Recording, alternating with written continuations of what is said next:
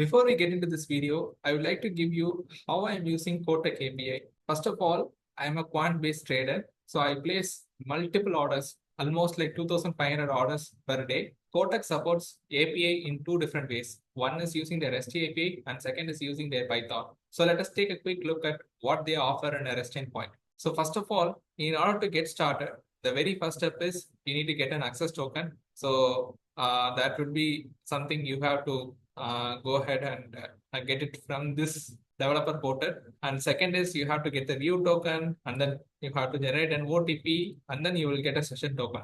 Just to get started, we have to do 4 different steps. I think this is very unwanted steps. From my point of view, you don't need to have 4 different steps. You can just have a one step where you just redirect the person to the Kotak website, and from there you just give a single token. So that can be used to fulfill all the requests for the day. And now coming to the Python. So with the Python, you'll be having a very straightforward login. So you just have to have a mobile number, password, and then you just have to, as soon as you hit on the login, you will receive an OTP in your mobile, and then you just need to fill in. The problem with authenticating this OTP is you cannot read an OTP and enter every time when you start a program. Instead, there should be a way to save this authentication token. So I have modified this on myself, but it should be in a general way. Moreover, here there is a little workaround. You don't need to enter an OTP every time. Instead, you can use an MPIN. So that's a kind of a workaround here.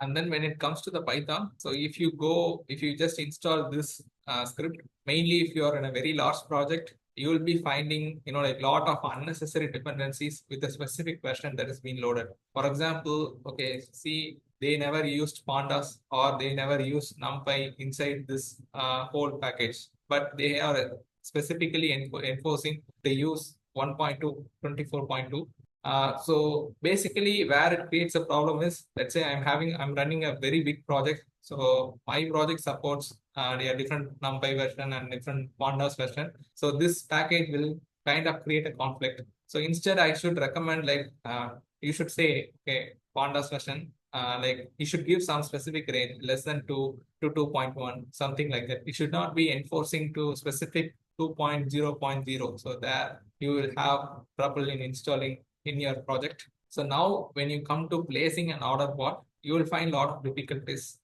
here. So there is also workaround. So the first thing is, of course, they did not provide any examples over here. And here, if you notice, they have provided quantity in an integer way, but this will never work. You should pass this 12 as a double quoted, which means it should be passed as string. And if you want to see more details on how to place order, so you need to go to the docs and then clicking on the place order. So here you can see somewhat a detailed documentation. But the real problem comes is when you try to modify the order. For example, they will simply throw 500 error, and then you have to figure it out. Okay, for a market order, you should not pass on the price, and then you should modify that to 0, something like that. So now let's talk about the API rate limits. So if you go ahead and look at just from the outer side, you can see we can place up to 10 orders per second. So ideally it means 10 into 60, which means 600 orders per minute. So that's what I thought,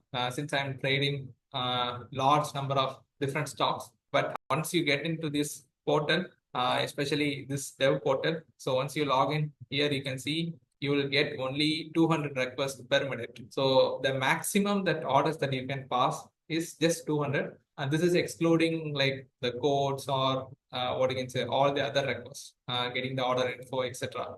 So the problem with this approach, so my script, it will minimum place 200 orders. So that's a Kotak limitation. So that's how I'm running right now. When it goes above, for example, sometimes I used to get the order info, etc. So I will have multiple threads that's running up. Whenever it tries to place more than 200, sometimes I will get an error code saying that the maximum number of requests has been used, something like that. So my system considers, okay, this order has not been placed, but I see 1 or 2 orders, it actually got placed, but in the end, I will get some kind of this random error. Sometimes I will get a 500 error, or sometimes I will get message queue rate limit exceeded, something like that. But actually, the order is placed in the exchange, and in the Kotak NEO app itself, you can see the orders will be placed. So I mean, this I think about like 3,000 orders just 1 or 2 orders that is happening.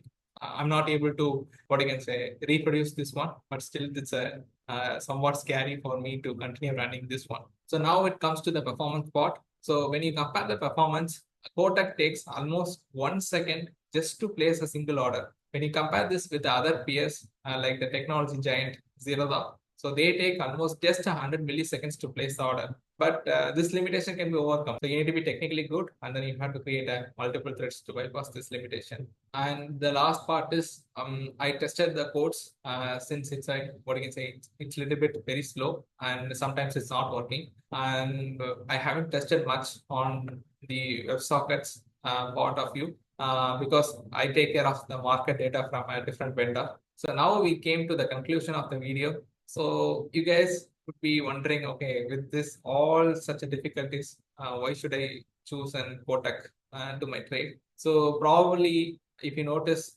earlier Kotak had a plan called Trade Free Youth. So if you are below 30, you can have like zero intraday fees, plus you will also have a free delivery. So but the catch over here is they have 0.04 percentage as a DP charges. But I thought, okay, that should not be a problem.